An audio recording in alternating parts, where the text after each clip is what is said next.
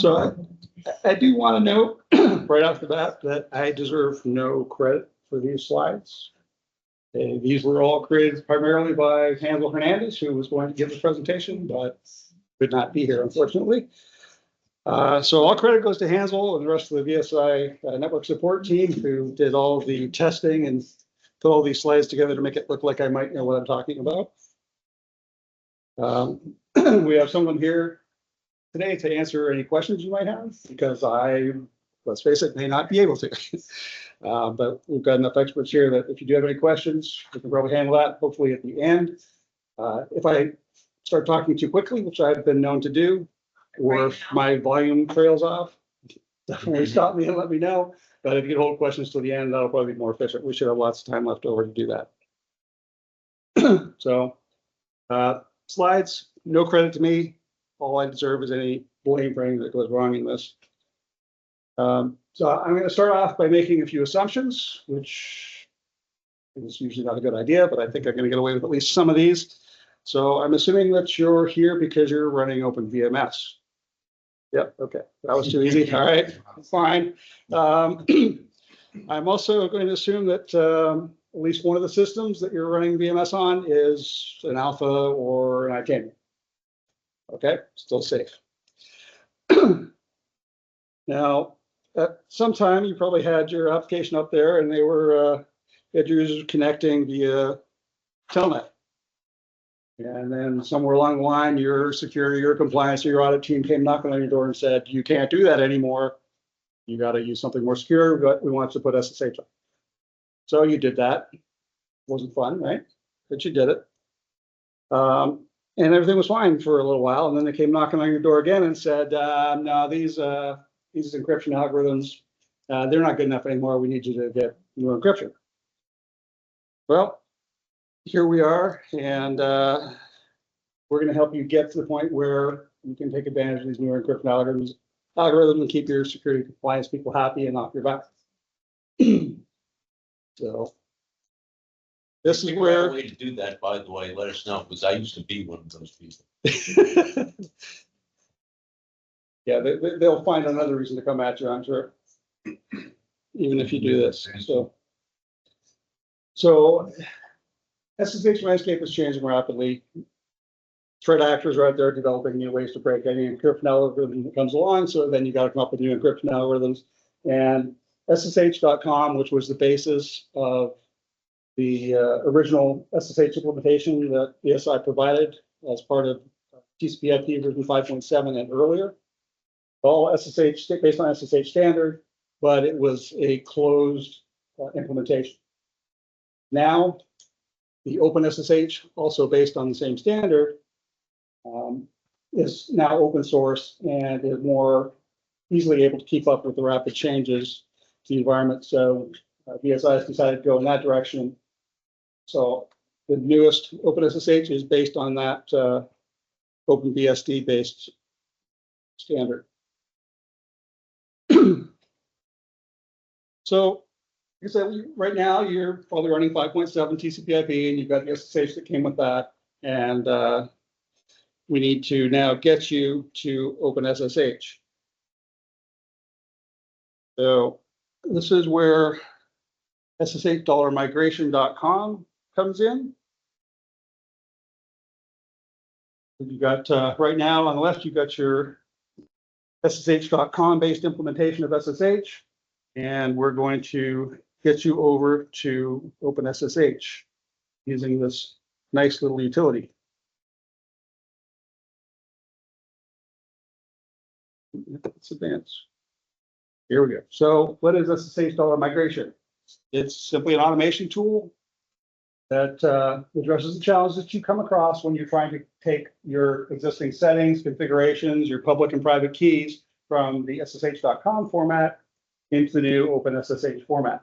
Makes it much more simple, and I think you'll be much happier with the process of how you get there using this tool.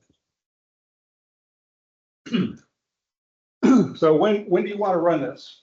Well, if you've already run it, I'm not sure why you came to this session, but if you've already run it, you don't really need to run it again, but there are some special circumstances that you may want to take advantage of its features even after the first run, and we'll talk about those. So if your SSH.com based implementation of SSH, if you have that session already disabled, this is not going to work. It expects you to already have the previous implementation of SSH.com configured in your TCP/IP services database. If it's not going to run. In general, the best time to do SSH migration is at the end of your installation of OpenSSH. The last questions will be if you want to perform a migration of your current configuration to OpenSSH. That's the best time to run this. It's a post-installation step. So some things to note. It will not migrate your TCP/IP SSH.com host key. And the reason for that is because, well, the new OpenSSH keys are much more secure. So we don't recommend converting those keys. If you want to, you can do it. I think we're going to cover later on how to do it, but we don't really recommend that. So here you go. Here's the mechanism to do it. Define the OpenSSH commands. Go to the directory that contains your host key. Run SSH keygen with those flags, and direct the output to hostkey.pub. And once you're done, it's very important to make sure you set the file ownership and the protections of that host key, or it's not going to work. And then edit your SSH config file to add the newly converted key to the end of the list. So there you see a search output from the SSH config showing the converted host key there at the end. Make sure you add that manually, or better yet, don't do it. So what are the requirements for the SSH migration tool? First of all, you need to run it from an account with syspriv privilege. There are some tasks that are performed by the script that do require the elevated privileges. We actually recommend, best case, run it from the system account. Then you won't run any other problems. It does need to be run either on an alpha or an Itanium system. It is not intended to work on x86, and that's because we didn't provide SSH.com for that architecture. We came out with OpenSSH right from the get-go on x86. And it does also need to be on TCP/IP 5.7 or below. In TCP/IP version 6, we started not providing the SSH.com implementation. So if you have version 6 installed already, you're no longer running the old SSH.com implementation. So the next thing you need to have is you have to have OpenSSH installed on your system, or as I said, it may be run as part of the post-implementation step at the end of the installation. Last thing, you need to make sure that the SSH service from TCP/IP 5.7 or earlier is already existing in your TCP/IP services database.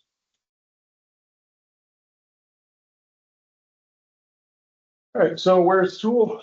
You'll find it in the bin directory of SSH$root after you've installed OpenSSH.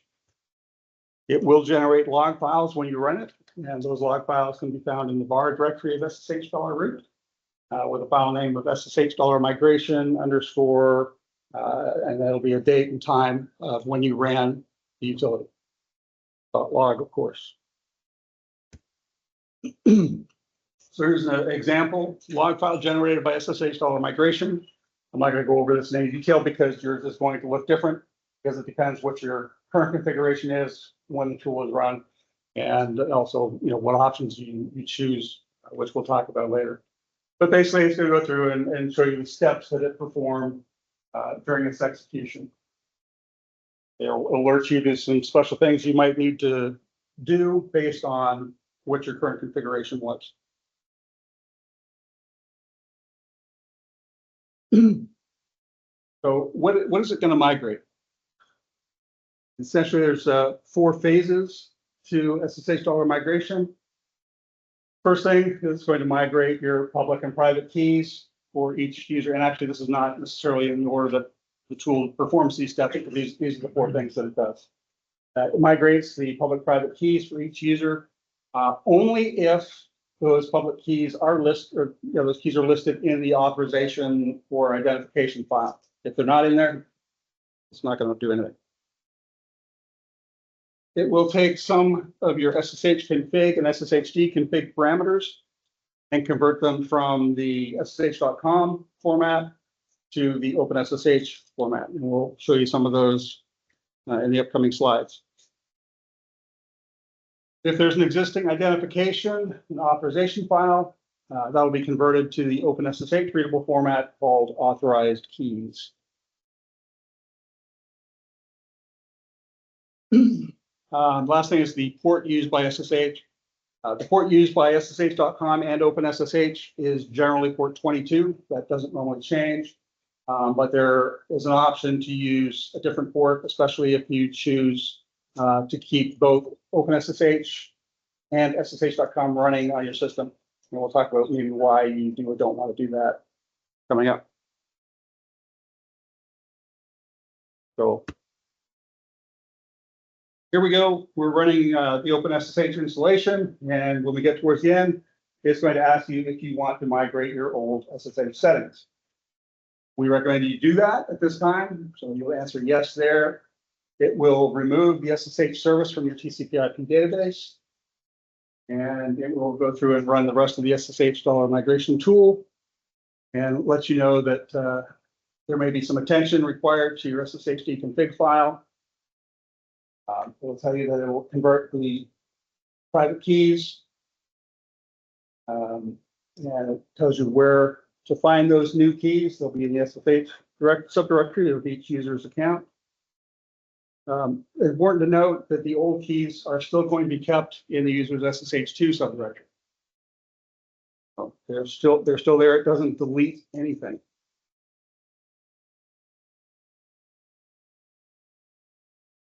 All right. It does tell you where the log file was so that you know where to look for it after the run.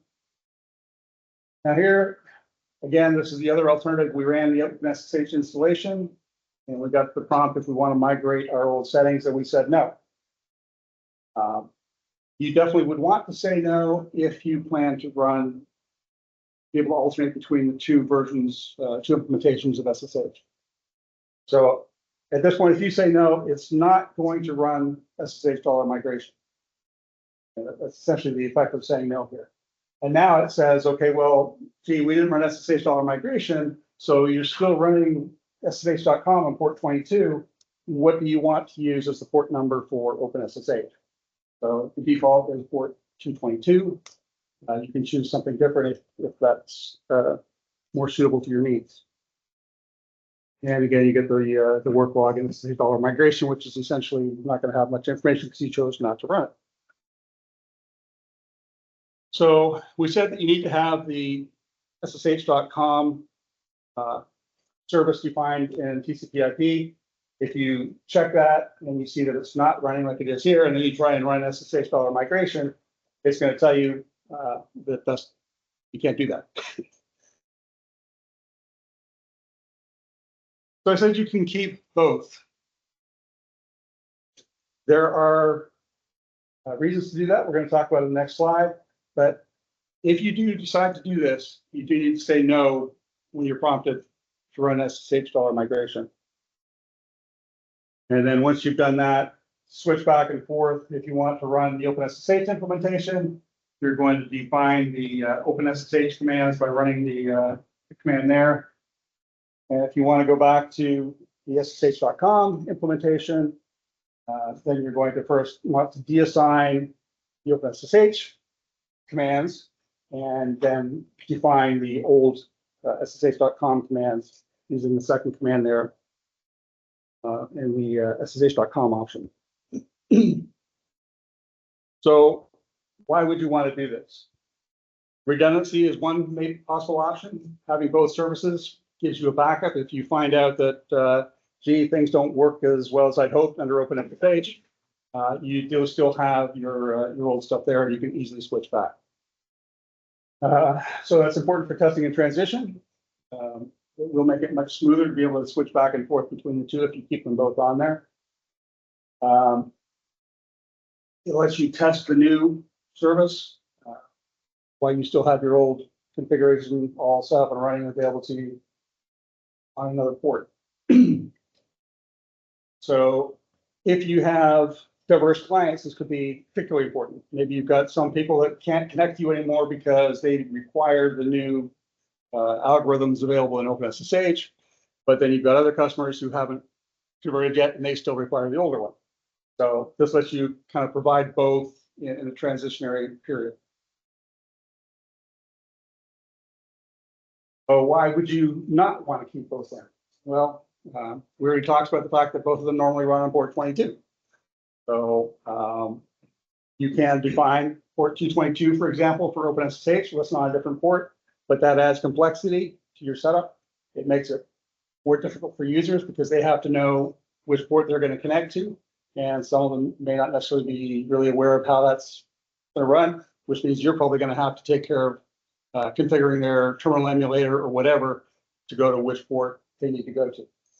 And that could lead to confusion about why this person gets different behavior than this person.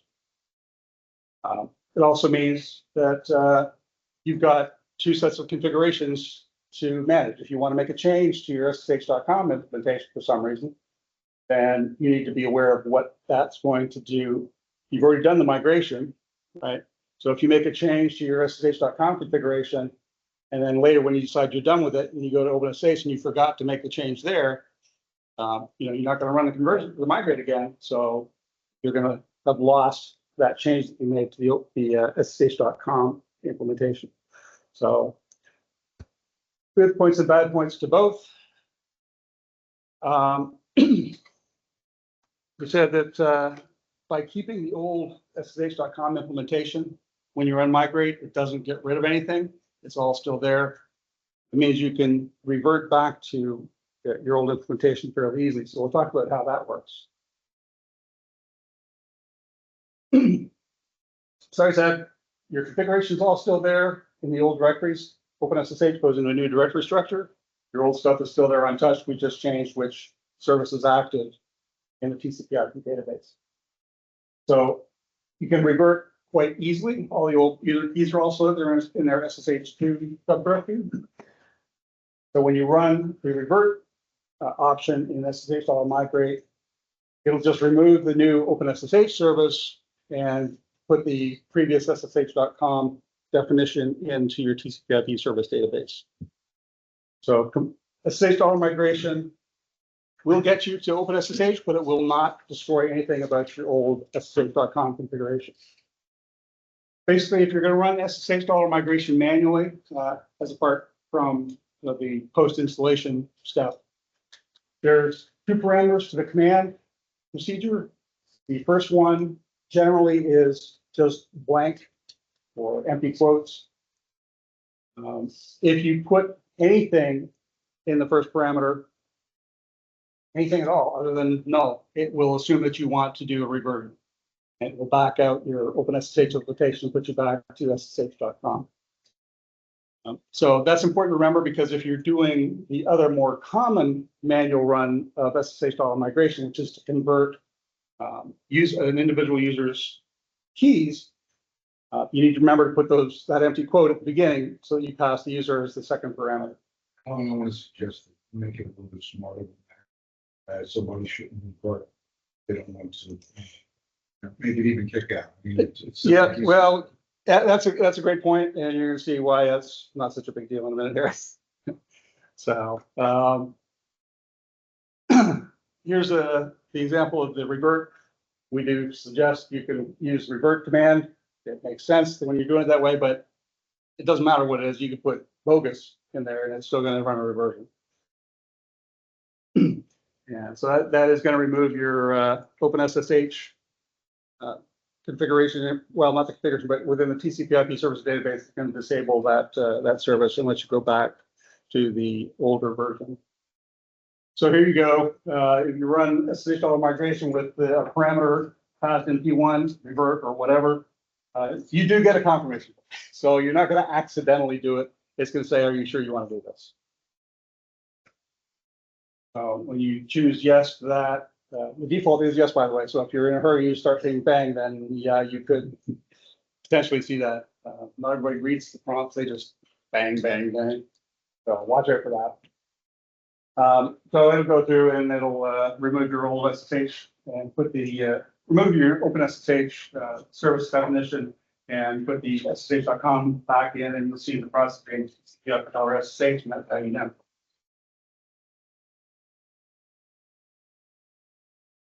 All right, the other option for running SSH migration is to convert user keys. So again, empty quotes and P1, important point, so you don't do the reversion. You just want to convert user keys. So the second parameter is whatever username whose keys you want to convert. That does support wildcards, standard wildcard for usernames, just like if you were an authorized and you were doing a list of users. Smith star would get anybody whose username starts with Smith, or just star. That'll get everybody. Okay. It does require that their public keys are listed in their authorization file, and it will create a new authorized keys file in the SSH directory of that user and list the converted keys in that. If there is already an authorized keys file in that user's SSH directory, it's not going to do anything because it doesn't want to overwrite what may have already been downloaded for that user. And so watch out for that.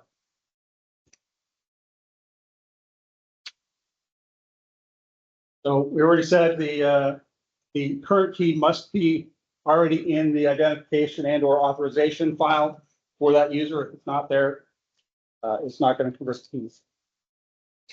There could be multiple keys listed in the identification file. So you might have multiple RSA keys, or you might have a combination of RSA, DSA keys in there. That's fine. It will convert the first RSA key as ID underscore RSA, no matter what it was listed as in the original file. And any remaining key RSA keys will be converted, but retain their original name. So just that first key is renamed essentially as part of the conversion. If there are multiple keys, so like DSA and RSA, the first DSA key gets renamed to ID DSA. First RSA key gets renamed ID RSA. But again, all the others retain their original name and are migrated using that. So example execution. This shows multiple keys in the identification file. Got 3 keys here. All of them are RSA keys. We picked Debbie here as the username for some reason. I don't know why.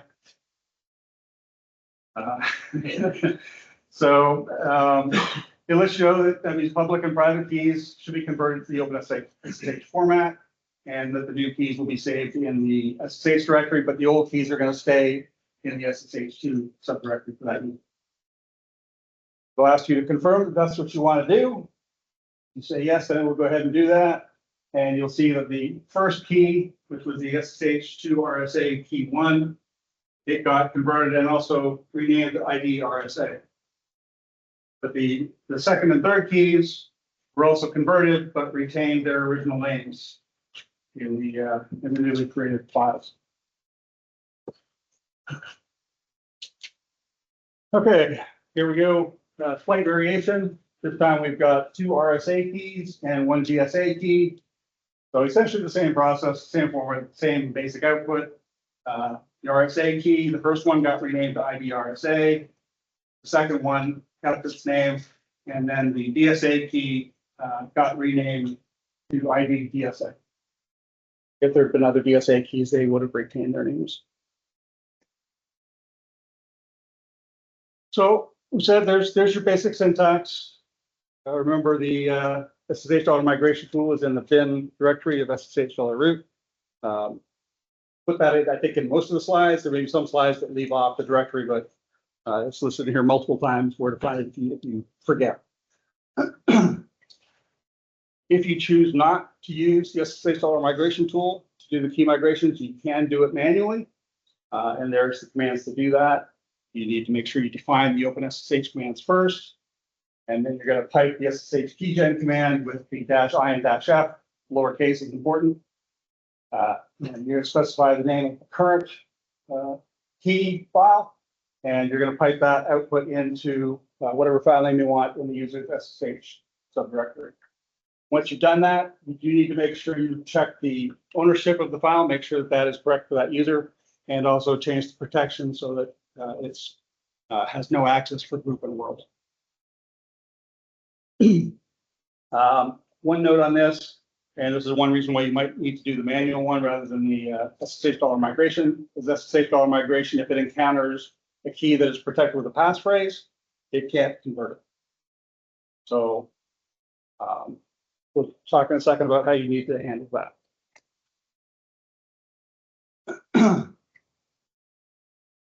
So we've done their example here. Everything looks good from your initial output of running SSH migration. We'll let you know that the keys will be saved in the SSH directory. The old ones will remain in SSH2. We said yes, we confirmed we wanted to do that. And it created a log file in the var directory. Review. And here's that output. So we get down here and it shows a little more detail saying it's converting the first key to wpub key.pub. Secondary key converted and added to authorized keys. And there we go. It made sure that updated authorized keys correctly.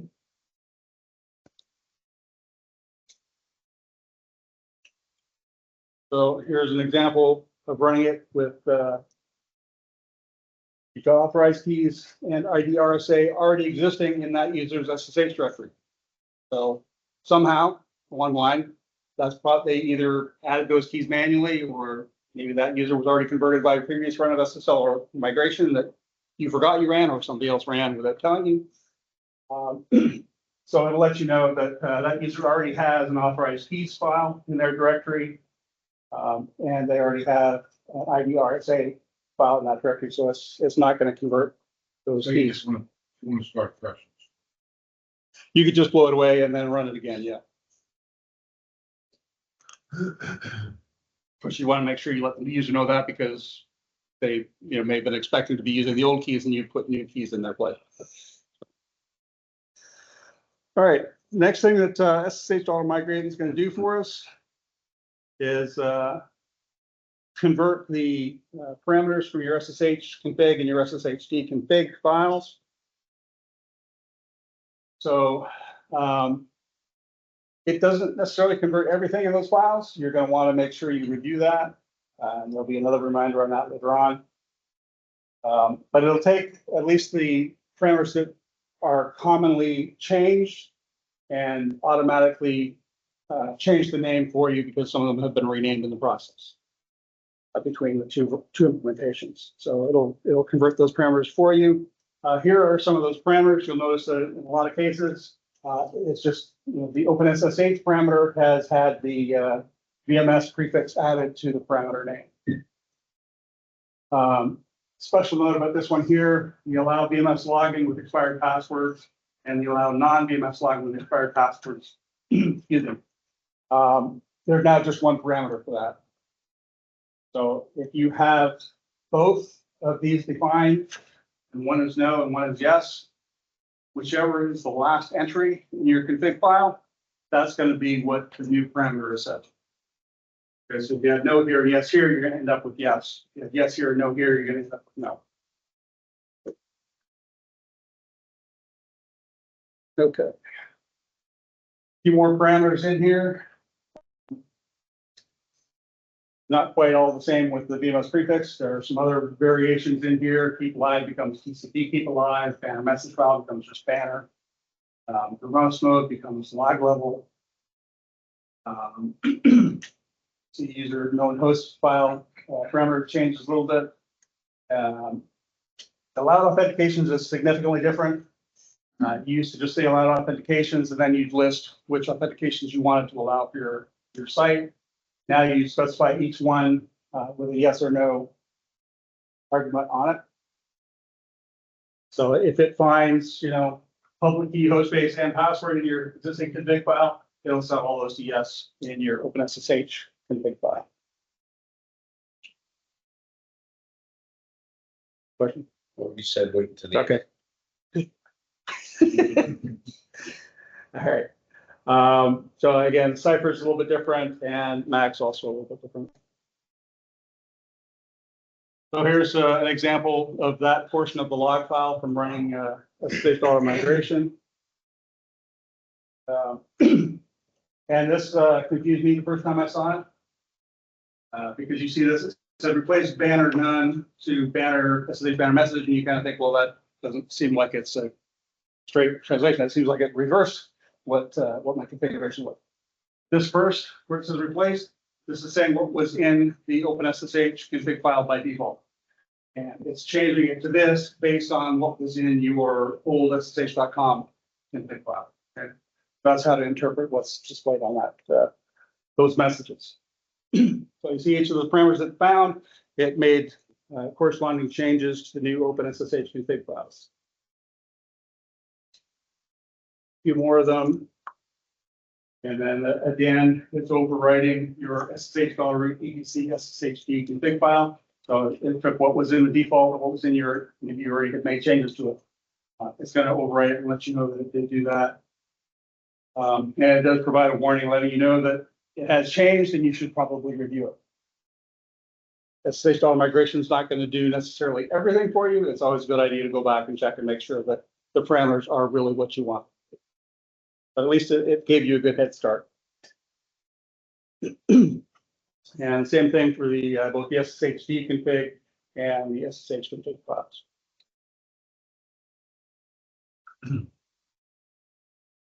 All right. So what about you're running an alpha or integrity right now, but you plan to go to x86 and you're going to use OpenSSH there. How are you going to convert your existing SSH setup from your alpha or integrity blocks to the new OpenSSH format on x86?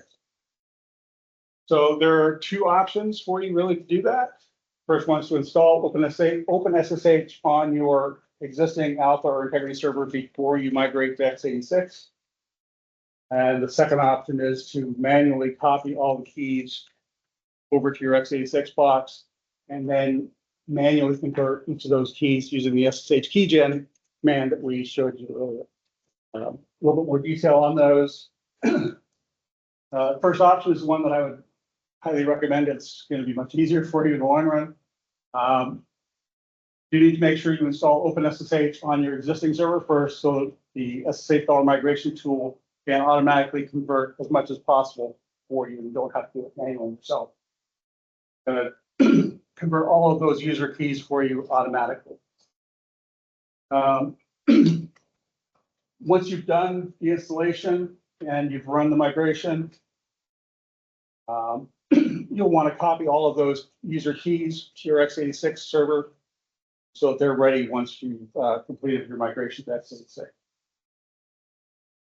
You could use SFTP or SCP or whatever method you choose to copy those files over. Once you've done that, if you want to, you could revert back to using SSH.com using the SSH migration revert option. You don't have to do that, right? We talked about you can keep both running. And that's probably even a good idea here, because then you can maybe find some of the complications related to OpenSSH that you're going to encounter before being surprised on it with the x86 migration. Then you know that any problems you encounter after x86 migration is related to something else x86 and not OpenSSH, as opposed to having made two significant changes at the same time. So that last step there is kind of optional. Again, second option, you're going to have to manually copy all the user keys from your alpha or containing system over to x86, and then manually convert each one of those keys using this format here we talked about previously. SSH keygen with those two flags, INF and lowercase, and redirecting the output to their SSH subdirectory. And then you're going to also have to manually create an authorized keys file for each one of those users. So I think you can see why this is probably not your preferred option, would not be my preferred option. I'd rather use the SSH migration tool on my existing system first and then copy the files. So what common problems might you encounter? You'll notice that when you run SSH migration, this looks all perfectly normal. I don't see any error messages here. We chose, yes, we want to convert the keys. It said it was converting public and private keys, and it said, okay, I'm done. Here's where you can find your log file. When we look at the log file, again, there's no errors listed in there, right? But where does it say that it actually converted each of the keys? Remember, we had a slide up there earlier that told you it converted, ID RSA to, or ID RSA 1 to ID RSA. It doesn't say that it did that here. So why not? Remember, I also mentioned that you do need to make sure that those keys are listed in the user's identification or authorization file. If they're not in that file, SSH migration will not convert those keys.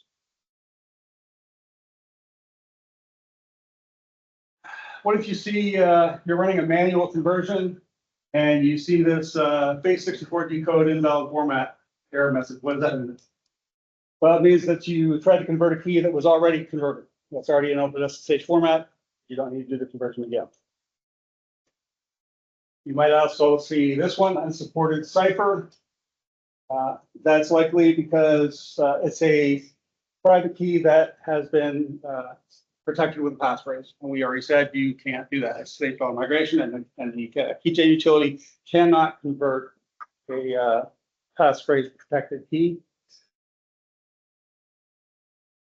So if you encounter that, here's how you go about removing the passphrase from a private key. You first want to define the old SSH.com implementation SSH commands.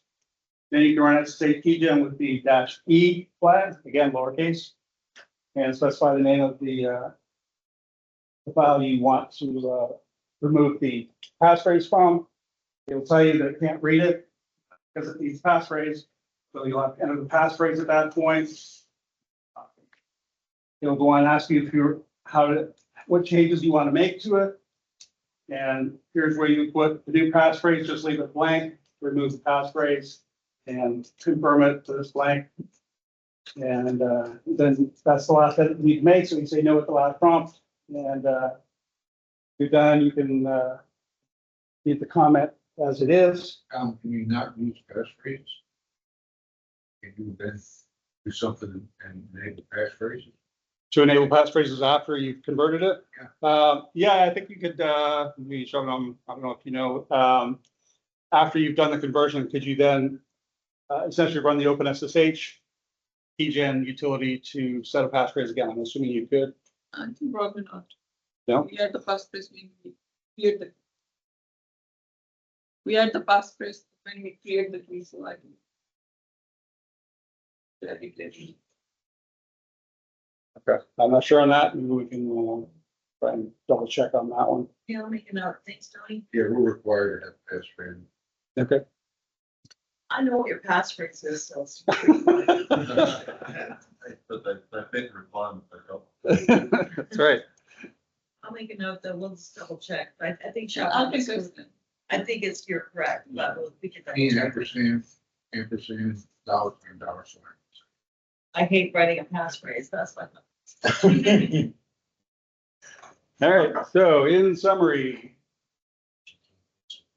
SSH migration is a tool that you can use to help you simplify the process of converting from your old SSH.com implementation to the new OpenSSH compatible format.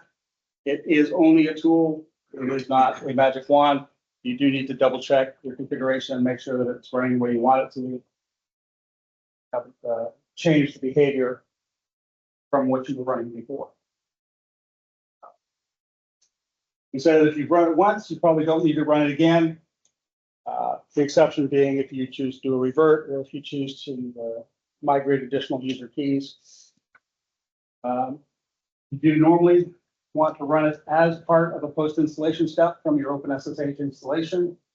That's the best time to do it. Your public and private keys are going to be converted for you as long as they are included in the authorization and or identification files, and they'll be migrated to the user's SSH directory. If you have public keys included in the authorization file, they'll be migrated and converted as an authorized keys file, which is the new OpenSSH format of that file, or name of that file.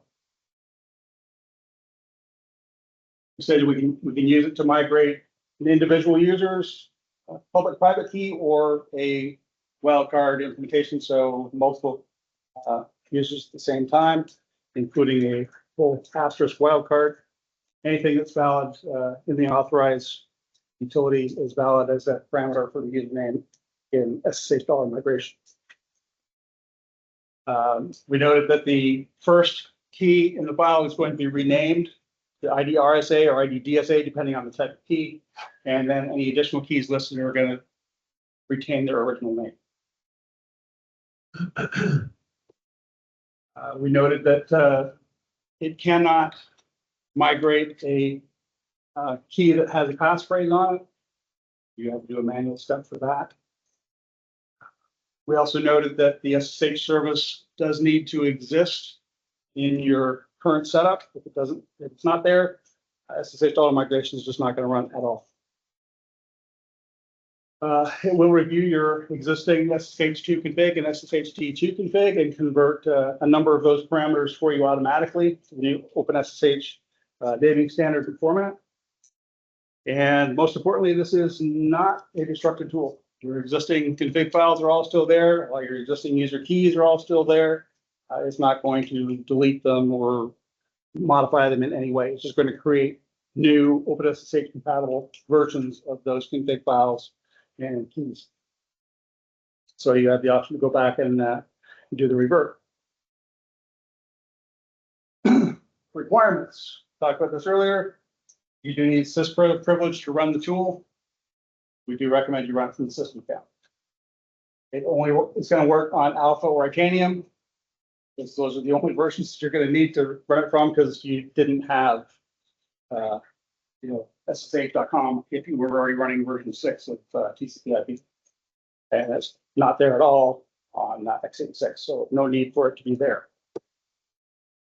Again, TCP/IP SSH.com service needs to exist in your current service database. And OpenSSH does need to already be installed because that's where the SSH-migration.com utility script comes from. It's part of the installation of OpenSSH.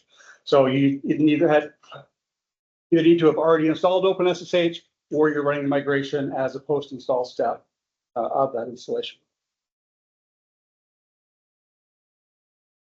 There's your options to revert. First parameter, revert, or really any word at that point. We'll do a reversion.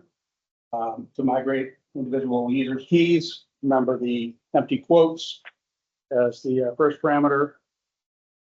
And steps there again reiterated for you to convert the user's key manually if you choose not to use SSH migration.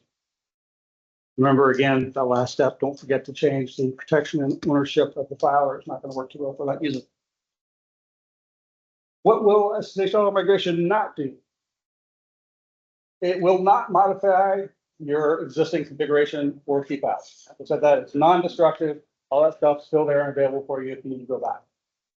It's not going to migrate the default host key from your old SSH implementation, and that's just for security reasons. The host key that's generated as part of the OpenSSH install is much more secure, and that's really what you want to use. We said it's not going to work. Nor is it required on an x86 system because you didn't have the old SSH.com formatted SSH running on that system to begin with. So we don't need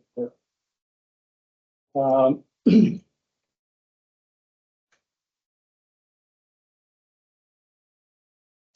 So that last step is not so much a thing that it doesn't do, it's just a reminder that the first key in the file of a particular type will get renamed, but the other ones will retain their existing names. And a reminder that it cannot convert a key file that has a passphrase assigned to it. And there we go. Now is the question time. So I need to make the point. Oh, you want to make a point first? I'm gonna tell Tony, coming from multi-net, we have other problems. SSH key gen to the dash lowercase key option change. Put in place a password. Right. That's in the free range, I assume. Okay. Why is lower dash lowercase? Well, he's coming from multi. I'm gonna put that on my notes. Yeah. Thank you. Good. So I was good enough to wait to the end, I think, to write, ask 2 questions.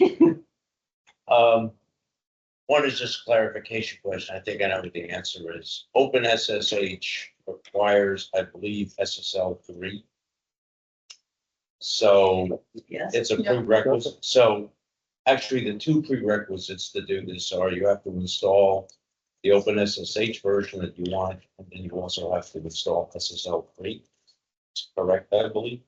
Because it's a PCSI installation, if SSL3 is not on the system, the OpenSSH installation will say, you need this. Right.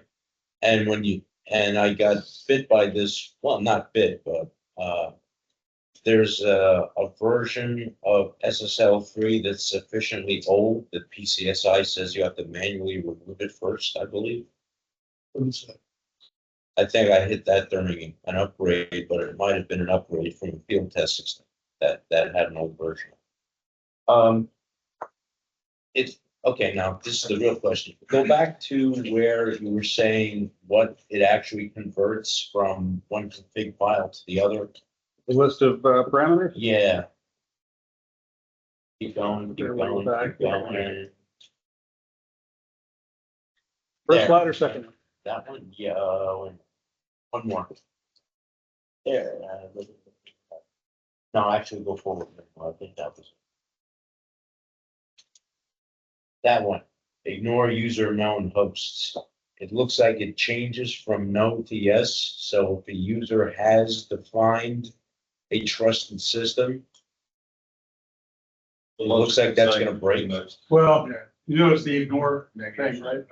Well, user known hosts, no, Right. ignore user known hosts, That's yes. exactly the Same thing. thing. It's saying- Oh. Because we added the ignore prefix, right? with- Oh, yeah, okay, you negated that guy. So it's a Make double the negation negative kind of fault the situation, fault the yeah. Default, you have to negate the fault, yeah, okay, I got it. Double negative. Double negative, now I got it, okay.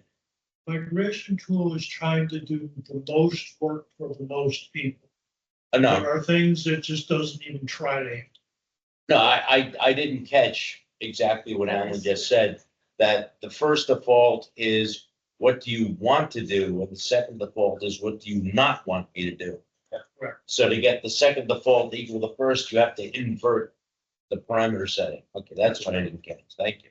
The truth of the matter is as fabulous as this tool is, you better check this too. Yeah, I know. Yes. I know. Because it may not be what you expect. It is what it is. If there are Actually, some, what it is, it could be support. Thank you. Somebody says something. there are some Yeah. features of That gives you- identification files that But that's what gives you the reason to come to work. migration doesn't handle because of hesitations. Like having hosts, host blocks in your identification file, OpenSSH and support that. All right, that's it. Thanks for coming out. We hope it was informative. And we definitely wish you much success in your migration from. This was excellent, and it actually gives me reason to go back and fix the project. There you go. They